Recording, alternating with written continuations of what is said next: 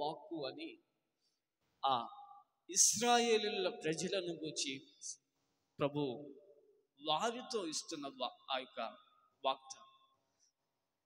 ఇక వారి జీవితాలలో అప్పటి వరకు మేలు చూస్తామన్న ఆశ అసలు వారి జీవితాలలో లేవు.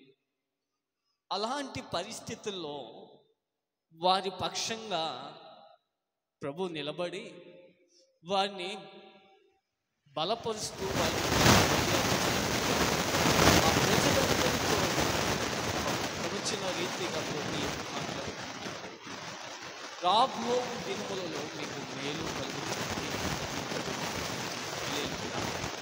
వారు గత రాత్రి చెప్పుకుంటే 430 సంవత్సరాలు బానిస బ్రతుకుతూ ఆ కష్టాలు శ్రమలు అవన్నీ భరిస్తున్నాయి. ప్రభు సన్నిధికి వచ్చి ప్రభు సన్నిధిలో మరపెట్టుకున్నగా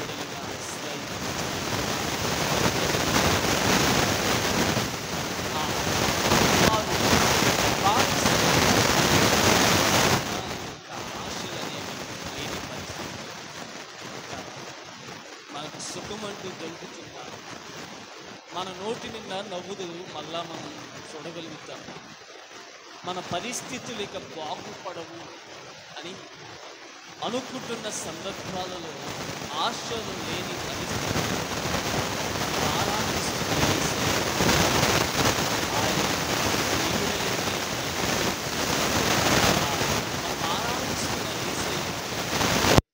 మేలు చేయుటలో ఆయన్ను ఆరాధించిన బిడలకు, ఆయనను ఆశ్రయించిన బిడలకు మేలు చేయుటలో ఆయన ఆనందించు దేవుడై ఉన్నాడు. హల్లెలూయా, హల్లెలూయా. ఆ పరిస్థితులను బట్టి వారు అనుభవిస్తున్న ఆ పరిస్థితులు, వారు చూస్తున్న ప్రతిరోజు చూస్తున్న ఆ బాధలు, అవమానాలు, నిందలను బట్టి వారికి ఆశలు లేవు. ఆశలు లేని పరిస్థితుల్లో నా దేవుడు వారితో వారి పక్షంగా నిలబడి వారికి ఒక వాగ్దానం చేస్తున్నాడు. రాబో దినములలో మీకు మేలు కలుగుతుంది. హల్లెలూయా, హల్లెలూయా. ఈరోజు ఆ మేలు కలుగుతుంది అని వారికి వాగ్దానం ప్రవచనాన్ని ఇచ్చి ఆ ఇచ్చిన దేవుడు ఏమని నమ్మాడంటే నిశ్చయముగా నమ్మిక అనేది ప్రభు ఉంచాడు. ఆ రీతితో చెప్పాడు. ఏమని చెప్పాడు? రాబో దినములలో మీకు మేలు కలుగుతుంది అని చెప్పాడు. ఆ చెప్పిన దానిని ప్రభు ఏం చేశాడు? నమ్మాడు. నిజముగా జరుగుతుంది ఈ పట్ల అని ప్రభు నమ్మిక ఉంచిన విధానాన్ని బట్టి మనం చూస్తాం. హల్లెలూయా. ఈ రోజున దేవుడు వారి పరిస్థితులన్నీ గమనిస్తూనే ఉన్నాడు. వారు పడుతున్న బాధలు, వారు అనుభవిస్తున్న శ్రమలు అన్నీ రాత్రి మనం చెప్పుకున్నట్లుగా నేను చూశాను. మీ యొక్క బాధలన్నీ నేను చూశాను. నేను మీ యొద్దకు దిగి వచ్చి నేను మిమ్మలను విడిపిస్తాను అని రాత్రి మన వాక్య ధ్యానాంశంలో మనం చూసుకున్నాం. ఈ మధ్యాహ్న వేళ మనం చూస్తే ఆయన దిగి వచ్చే దేవుడే కాదు, కానీ దిగి వచ్చి ఆయన ప్రజల పక్షంగా ఏ బిడలైతే మొరపెడతారో ఆ బిడల పక్షంగా ఆయన దిగి వచ్చి ఏం చేయబోతున్నాడంటే, రాబో దినములలో ఆయన ఏ బిడలైతే మొరపెడతారో, ఆయనను ఆశ్రయిస్తారో, ఆయనతో అంటకట్టబడిన జీవితం ఏ బిడలైతే జీవిస్తారో ఆ బిడల పక్షంగా దేవుడి మధ్యాహ్న వేళ మాట్లాడుతున్నాయంటే, రాబో దినములలో ఒక మేలు మీకు కలుగబోతుంది అని సాక్షాత్తు ఆ ఇశ్రాయేలుల ప్రజలతో మాట్లాడిన దేవాతి దేవుడు ఈ మధ్యాహ్న వేళ కూడా నీవు నేను ఇక ఆశలు లేని పరిస్థితుల్లో ఇక మన స్థితిగతి ఇస్తే మన స్థితిని మార్చేవాడు ఎవరు లేరు. మన పరిస్థితి జీవించినంత కాలం ఇలాంటి ఈ పరిస్థితుల్లోనే మనం ఉంటాము. మేలు అనేది మనం చూడని బిడలంగానే మనం ఉంటాము అని ఈ మధ్యాహ్న వేళ వాక్యం వింటున్న నీతో కూడా ఈ మధ్యాహ్న వేళ ప్రభు మాట్లాడుతున్నాడు. ఏమనంటే, రాబో దినములలో ఒక మేలు అనేది నీ పట్ల ఆయన చేయబోతున్నాడు. హల్లెలూయా, హల్లెలూయా, హల్లెలూయా. వారి పక్షంగా ప్రభువే ఒక నమ్మిక కలిగి ఉన్నాడు. నిశ్చయం ఎలాగైనా వీరి పట్ల ఒక వీరికి పట్ల మేలు కలుగుతుంది అన్న నమ్మిక ప్రభువే కలిగి ఉన్నట్లుగా మనం చూస్తున్నాం. హల్లెలూయా, హల్లెలూయా. ప్రభువే అంటున్నాడు, నేను నమ్ముతున్నాను, నిశ్చయముగా వీరి పట్ల కార్యము జరిగిద్ది, ఒక మేలు జరిగిద్ది అని ప్రభువే నమ్మినట్లుగా మనం చూస్తున్నాం. హల్లెలూయా, హల్లెలూయా. ఈ రోజున ఆయన వాగ్దానం చేశాడు. రెండవదిగా ఆ ఇశ్రాయేలు ప్రజల పట్ల ఆయనే నమ్మిక ఉంచుతున్నాడు. హల్లెలూయా. ఈ రోజున నీవు నేను కనుక విశ్వసిస్తే ఆయన చేసిన వాగ్దానమును పట్ల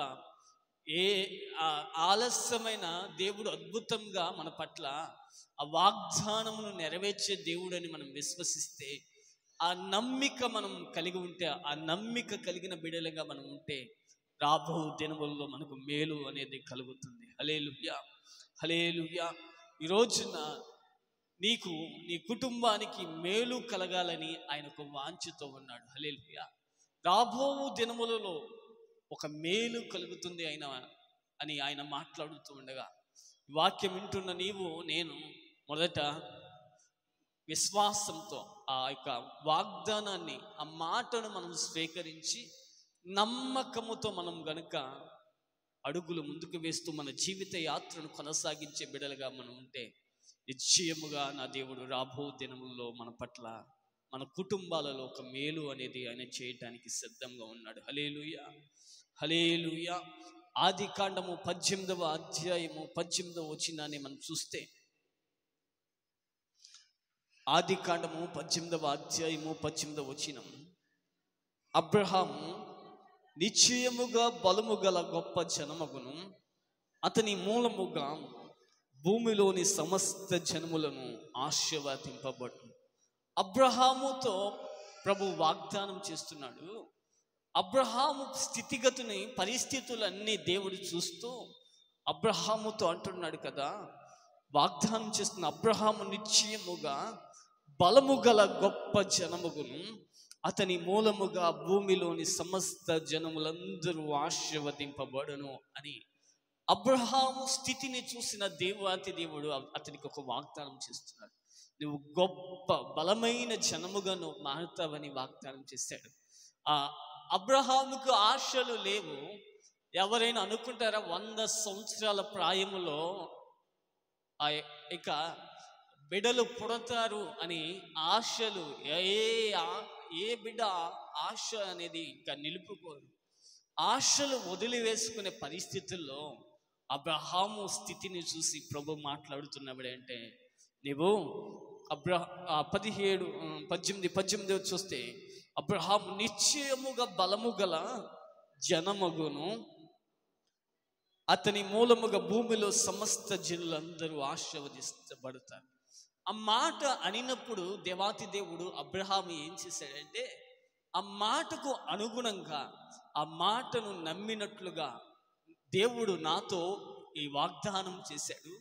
ఈ వాగ్దానం చేసిన దేవాతి దేవుడు నెరవేర్చుటలో శక్తిమంతుడు. ఆయనకు అసాధ్యమైందంటూ ఏది లేదు అని అబ్రహాము నమ్మి, నమ్మకముతోనే ఆ యొక్క దేవుని యొక్క కార్యము, ఆ రాబో దినములలో ఆ మేలు అనేది అబ్రహాము చూసినట్లుగా మనం చూస్తున్నాం. హల్లెలూయా, హల్లెలూయా. అబ్రహాము అనుకుని ఉంటాడు ఆ సందర్భంలో, ఒక్కడు పుట్టితే చాలు అని అనుకున్న సందర్భాలలో అబ్రహాముని దేవుడు ఎలాగూ చేశాడంటే, అనేక జనములకు ఆశీర్వాదకరంగా అబ్రహామును దేవుడు మార్చివేశాడు. హల్లెలూయా, హల్లెలూయా.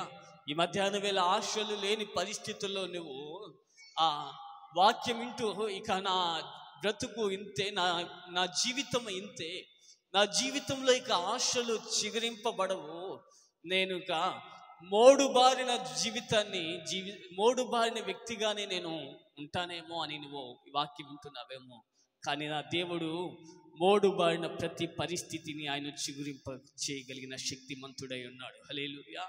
మనం ఆరాధిస్తున్న యేసయ్య ఎవరంటే, మోడుబారిన జీవితాలను చిగురింప చేయగలవు నీవు, మోడుబారిన జీవితాలను చిగురింపు చేయగలవు నీవు, మారానుభవం మధురముగా మార్చగలవు నీవు,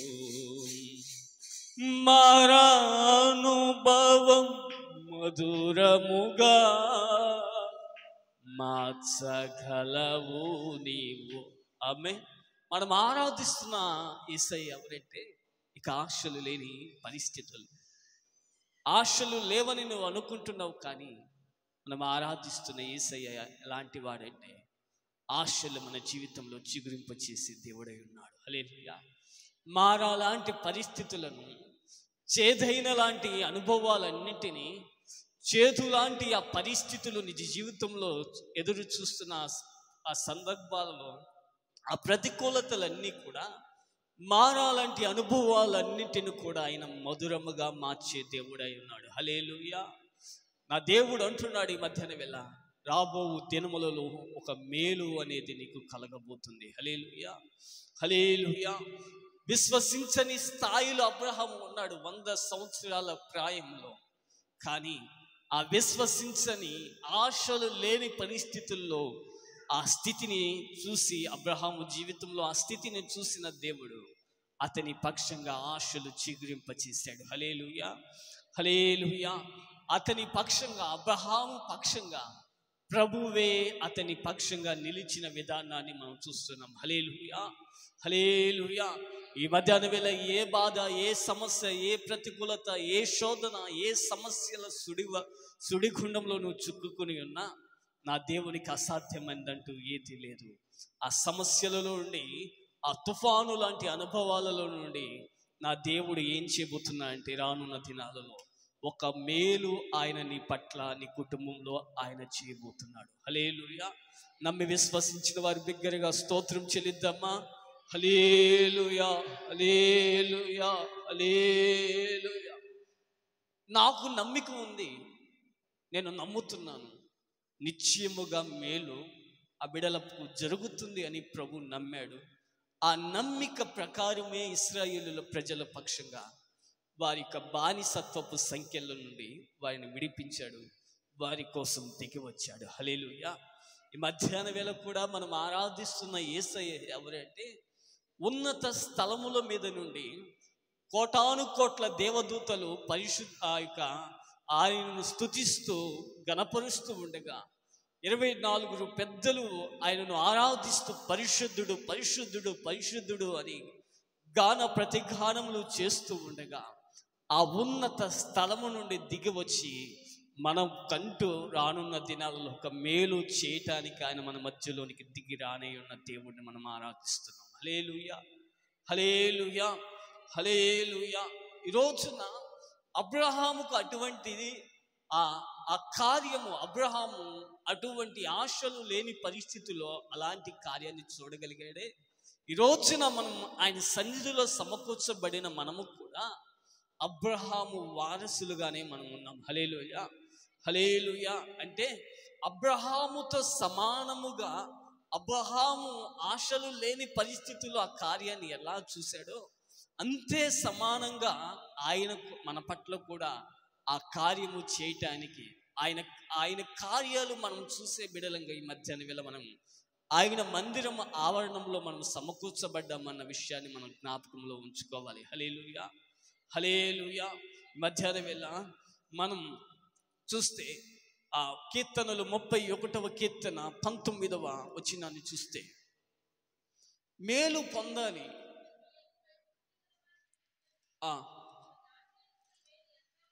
నీ యందు భయభక్తులు గలవారి నిమిత్తము నీవు దాచి ఉంచిన మేలు ఎంతో గొప్పది. ఈరోజున చాలండి, ఇప్పటి వరకు రాబో దినములలో ఒక మేలు అనేది దేవుడు మన పట్ల చేస్తాడు అని ఇంతవరకు వాక్యం విన్నాం.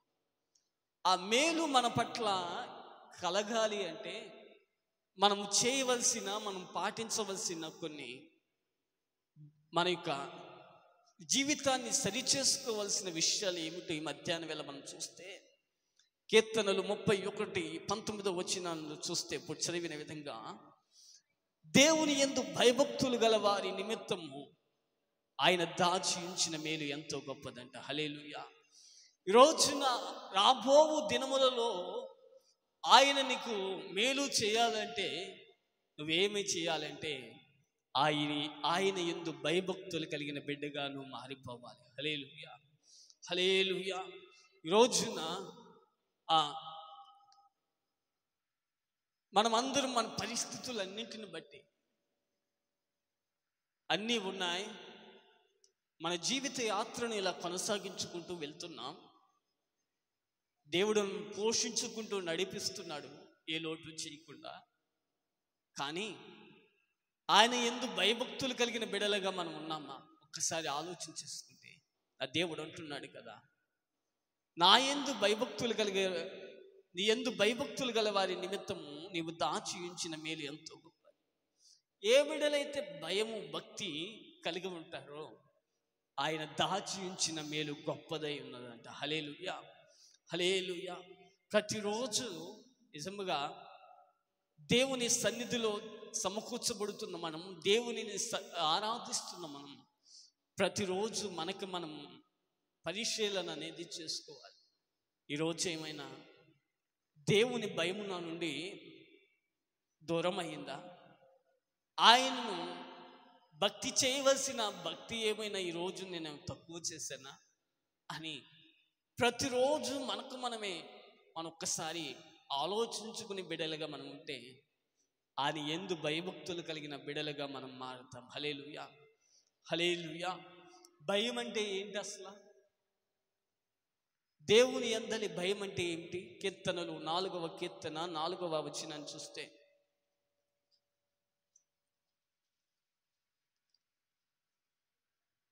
భయము నుండి పాపం చేయకుడి. చాలండి. ఈ రోజున భయం అంటే ఏంటి? పాపము చేయకుండా ఉండటమే. ఏ బిడ్డలైతే పాపం చేయకుండా దేవుడు చూస్తున్నాడు, ప్రభు మన నోటి నుండి వస్తున్న ప్రతి మాట వింటున్నాడు, ప్రభు ఆయన హృదయ అంతరంగాలను పరిశోధించే దేవుడై ఉన్నాడు అని ఏ బిడ్డలైతే ప్రతిరోజు ప్రభు చూస్తున్నాడు, నేను చేసే పని చూస్తున్నాడు, నేను అంటున్న మాటలు వింటున్నాడు, నా ప్రవర్తన అంతా ప్రభు చూస్తున్నాడు అని ఏ బిడ్డలైతే భయము కలిగి పాపం చేయకుండా ఉంటారో, ఏ బిడ్డలైతే ఆ యొక్క ఆలోచనలలో కూడా పాపము చేయకుండా ఉంటారో ఆ బిడ్డలు దేవుని యందలి భయము కలిగిన బిడ్డలుగా మనం చూస్తాం. హల్లెలూయా, హల్లెలూయా, హల్లెలూయా. ఈ రోజున మనం అనుకోవాలి, మనం తప్పు చేస్తున్నాం. తప్పు చేస్తున్న సందర్భాలలో మనల్ని బట్టి తప్పు చేస్తే ప్రభు ఆనందిస్తాడా? ఏ బిడ్డ నేను తప్పు చేసినా, నువ్వు తప్పు చేసినా ఆ తప్పును బట్టి, మన నోటు నుండి వస్తున్న వ్యర్థమైన మాటలను బట్టి, మనం చేస్తున్న ఆ పాపములను బట్టి ప్రభువుని మనల్ని బట్టి ప్రభు మనం చేసే ప్రతి పనులను బట్టి ప్రభుని మనం ఇబ్బంది పెట్టే బిడలుగా మనం ఉండకూడదు. ఈ రోజున నేను ఎప్పుడు ప్రభుని ఇబ్బంది పెట్టకూడదు, నా వల్ల ప్రభు ఎప్పుడు దుఃఖపడకూడదు అన్న ఆలోచన మనం కలిగి ఉంటే ఆ భయము అనేది మనలో ఉంటుంది. హల్లెలూయా. ఈ రోజున అబ్రహాముకు కూడా ఆ ఆశలు లేని పరిస్థితుల్లో దేవుని యొక్క మేలు చూశాడు అంటే అబ్రహాం కూడా దేవుడు అంటే చాలా భయము కలిగిన బిడ్డగా ఉన్నట్లు మనం చూస్తున్నాం. హల్లెలూయా, హల్లెలూయా. ఈ రోజున లోకంలో పడిపోకుండా మనం ఏం కలిగి ఉండాలంటే దేవుని యందలి భయం కలిగిన బిడ్డలుగా మనం మారిపోవాలి. హల్లెలూయా, హల్లెలూయా. భయం అంటే పాపము చేయకుండా ఉండటమే భయం. ప్రభువు చూస్తున్నాడు, ప్రభు ప్రతి మాట వింటున్నాడు, మన ప్రవర్తన అంతా బాగుగా ఎరిగి ఆయన కన్నులు సంచారం చేస్తున్న ఆయన ప్రతి చోట ఆయన కన్నులు మనల్ని గమనిస్తూనే ఉంటాయన్న ఒకంత ఆలోచన మనం కలిగి ఉండి పాపము చేయని బిడలుగా ఉంటే మనం భయముతో ఉండిన బిడలుగా ఉండాలని నేను తెలియచేస్తున్నాను. ఈరోజున భక్తి భయం అంటే చూసాం కదా, భక్తి కలిగిన బిడ్డలుగా మనం ఉండాలి. రోజున అబ్రహాము కూడా ఆ ఆ మేలు అనేది పొందుకున్నాడంటే అబ్రహాం జీవితాన్ని మనం చూస్తే అబ్రహాము గొప్ప భక్తి పరుడుగా మనం చూస్తున్నాం. హల్లెలూయా, హల్లెలూయా, హల్లెలూయా. 75 సంవత్సరాల వయసులో అంట ప్రభు దగ్గరికి అబ్రహాం వచ్చాడంట. హల్లెలూయా, హల్లెలూయా. ఆ వయసులో కూడా లోకానికి వేరుపాటై ఆ వయసులో కూడా ప్రభువుకి సమీపముగా అబ్రహాము చేరి ప్రభువుకి దగ్గరగా ప్రియబిడ్డగా అబ్రహాము మార్చబడి ప్రభు విషయంలో భక్తి చేసినట్లుగా అబ్రహామును మనం చూస్తున్నాం. హల్లెలూయా. రోజున మేలు పొందాలి అంటే మనం ఏం చేయాలి? మొదటిగా దేవుని యందలి భయభక్తులు మనం నిలపాలి. హల్లెలూయా. ఏ బిడ్డలైతే దేవుని యందలి భయభక్తులు నిలుపుతారో వారి పట్ల దేవుడు చేసే కార్యం ఏంటి? రాబో దినములలో వారికి మేలు కలుగుతుంది అని ప్రభు మాట్లాడుతున్నాడు. హల్లెలూయా. రెండవదిగా మనకు మేలు కలగాలంటే మనం ఏం చేయాలి? యెషయా గ్రంథము 3వ అధ్యాయం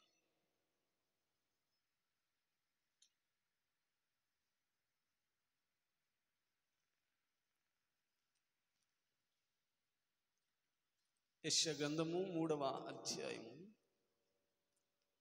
10వ వచనాన్ని మనం చూద్దాం. మీకు మేలు కలుగునని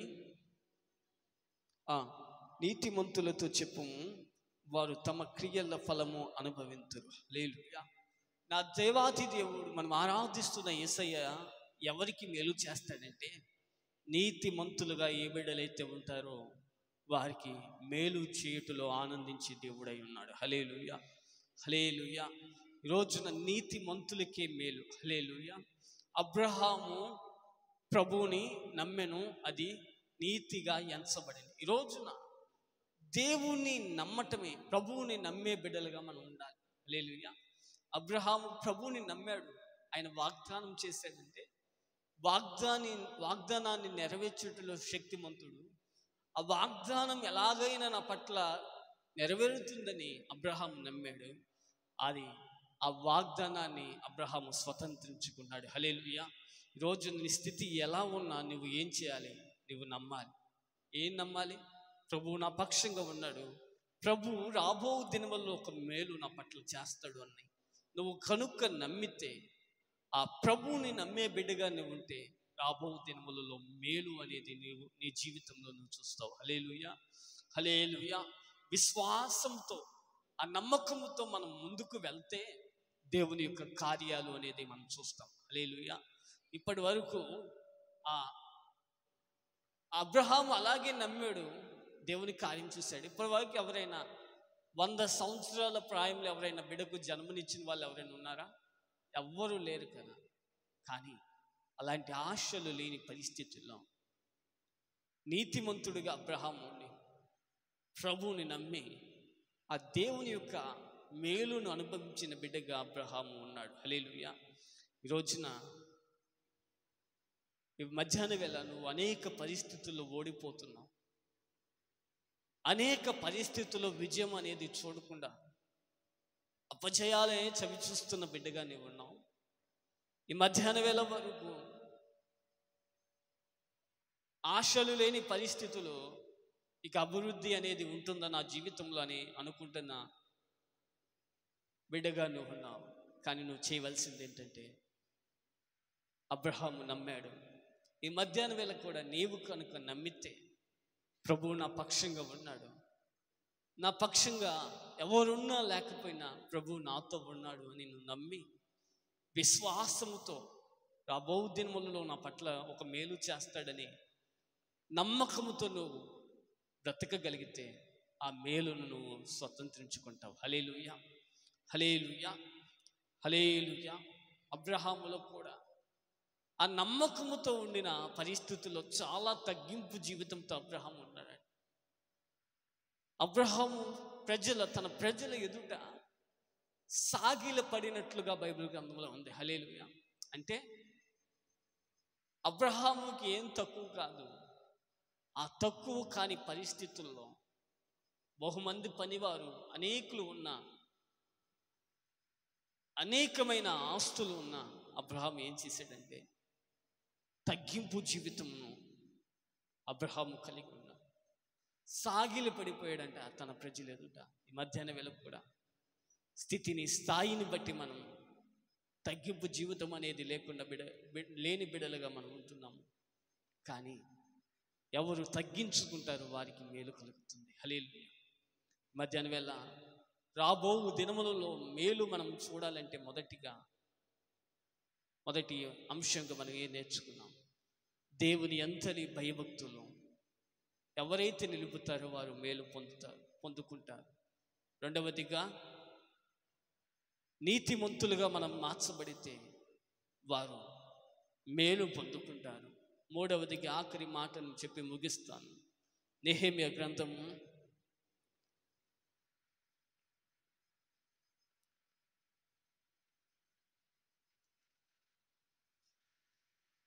5వ అధ్యాయము 19వ వచనాన్ని చూద్దాం. నా దేవా, ఈ జనులకు నేను చేసిన సకలమైన ఉపకారములను బట్టి నాకు మేలు కలుగునట్లుగా నన్ను దృష్టించు.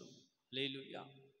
ఈ రోజున మనం మేలు పొందుకోవాలి అంటే, మేలు మన కుటుంబాలలో, మన జీవితాల్లో మనం చూడాలి అంటే, అనుభవించాలి అంటే, మూడవదిగా మనం ఎలాగూ ఉండాలంటే ఉపకారం చేసే బిడలుగా మనం ఉండాలి. హల్లెలూయా, హల్లెలూయా. ఏ బిడలైతే అపకారం చేశారో వారికి కూడా మనం ఎలాగూ చేయాలి, ఎలాగూ ఉండాలి, వారి పట్ల కూడా మనం ఎలాగూ ఉండాలంటే, అపకారం చేసిన బిడలకు సైతం మనం ఉపకారం చేసే బిడలంగా మనం ఉండాలి. హల్లెలూయా, హల్లెలూయా. ఏ బిడలైతే నిన్ను నీ పట్ల, ఏ బిడలైతే వ్యతిరేకంగా నీ కుటుంబం పట్ల, ఏ బిడలైతే వ్యతిరేకంగా అనేకమైన పన్నాగాలు పొందుతూ, ఏ బిడలైతే నీ అభివృద్ధి కోరుకోలేని బిడలుగా ఏ బిడలైతే ఉన్నారో వారికి సైతము మనం ఎలాగుండాలంటే ఉపకారం చేసే బిడలుగా ఉండాలి. హల్లెలూయా, హల్లెలూయా. ఈరోజున అబ్రహాము ఆ మేలు పొందుకున్నాడంటే, అబ్రహాము ఏం చేశాడంటే ఉపకారం చేసిన బిడ్డగా ఉన్నాడంట. హల్లెలూయా, హల్లెలూయా. లోతు విషయంలో అబ్రహాము ఎంతో ఉపకారం చేసినట్లుగా మన బైబిల్ గ్రంథంలో చదువుకోవచ్చు. ఈరోజున మనకున్న దాంట్లోనే మనం మేలు చేసే బిడలుగా మనం ఉండాలి. హల్లెలూయా, హల్లెలూయా. ఏ బిడలకు అపకారం అనేది మనం చేయకుండా ఉన్న ఆటల్లోనే మనం ఆ ఉపకారం చేసే బిడ్డలుగా మనం మారితే, ఆ రాబో దినముల్లో దేవుడి నుండి మనం ఒక మేలును అనేది మనం అనుభవించగలుగుతాం. ఆ మేలును మనం పొందుకుంటాం. హల్లెలూయా, హల్లెలూయా. అబీమెలెకు అబ్రహాముకి కీడు చేశాడు. అలా కీడు చేసిన పరిస్థితుల్లో అబ్రహాం ఏం చేశాడు? కీడుకు ప్రతి కీడు అనేది చేయక ఉపకారం చేసినట్లుగా మనం చూస్తున్నాం. రోజున అలాంటి కీడు చేసిన అబీమెలెకు విషయమై అబ్రహాము ప్రార్థన చేసిన బిడ్డగా మనం చూస్తున్నాం. ఈ రోజున నిన్ను ఎవరు ఇబ్బంది పెడుతున్నా, ఎవరు నీ పట్ల దూషణ మాటలు మాట్లాడుతున్నా, నువ్వేం చేయాలంటే అపకారం అనేది చేయక ఉపకారం చేసే బిడ్డగా నువ్వు ఉండి, అబ్రహాము ఎలాగూ అబీమెలెకు కోసం ప్రార్థన చేశాడు, ఆ బిడ్డల పట్ల నువ్వు కూడా ప్రార్థన చేయగలిగితే రాబో దినములలో ఒక మేలు అనేది నువ్వు చూడగలుగుతావు. మొదటిగా ఈ మధ్యాహ్న వేళ చెప్పబడిన వాక్యం ఏమిటంటే, ఇశ్రాయేలు ప్రజలతో ప్రభు మాట్లాడుతున్నాడు. మీ స్థితి అంతా నేను చూశాను, రాబో దినముల్లో మీకు ఒక మేలు కలుగుతుంది అని ఆయన ఒక ప్రవచన రీతిగా మాట్లాడాడు. అలాగే వారి పట్ల దేవుడు మేలు చేశాడు. అబ్రహాముకు కూడా ఆశలు లేని పరిస్థితుల్లో అబ్రహాము పట్ల కూడా దేవుడు ఒక మేలు చేశాడు. మేలు కలగాలంటే మన జీవితాల్లో 3 విషయాలు ఈ మధ్యాహ్న వేళ మనం దేవుని మాటలుగా విన్నాం. ఒకటి, భయభక్తులు కలిగిన జీవితం మనం జీవించాలి. రెండవదిగా నీతిమంతులుగా మనం మార్చబడాలి. మూడవదిగా ఉపకారం చేసే బిడలుగా మనం మారాలి. ఇటువంటి అనుభవాలలో ఏ బిడ్డ అయితే నడిపించబడుతుందో ఆ బిడల జీవితంలో, ఆ బిడల పక్షంగా, కుటుంబాల పక్షంగా రాబో దినములలో నా దేవుడు మేలులతో ఆ కుటుంబాలను, ఆ బిడలను తృప్తిపరచును గాక. ఆమేన్. దేవుడు ఆ బిడలను ఆశీర్వదించి వృద్ధిపరచును గాక. విన్న వాక్యాన్ని మన జీవితాల్లో పదిలపరచును. ఆ వాక్యానుసారంగా జీవించే జీవితం దేవుడు మనందరికీ దయచేయును గాక. ఆమేన్. చిన్న ప్రార్థన చేసుకుందాం. చిన్న ప్రార్థన. విన్న వాక్యాన్ని బట్టి ప్రేమాస్వరూపి యేసయ్యానికి స్తోత్రాలు చెల్లిస్తున్నాను.